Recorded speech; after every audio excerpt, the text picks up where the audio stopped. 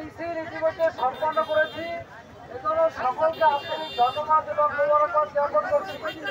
সম্মানিত উপস্থিতি, আজকে আমাদের এই প্রোগ্রামে প্রধান অতিথি উপস্থিত ছিলেন আমার মদন বাংলা কামরুল ইসলাম খান সাহেব,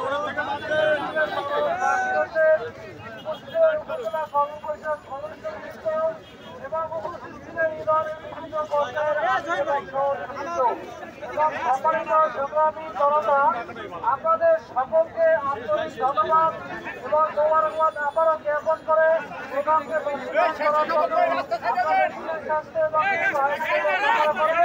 সকলকে ধন্যবাদ জানিয়ে আজকের প্রোগ্রামে সমাপ্ত ঘোষণা করছি।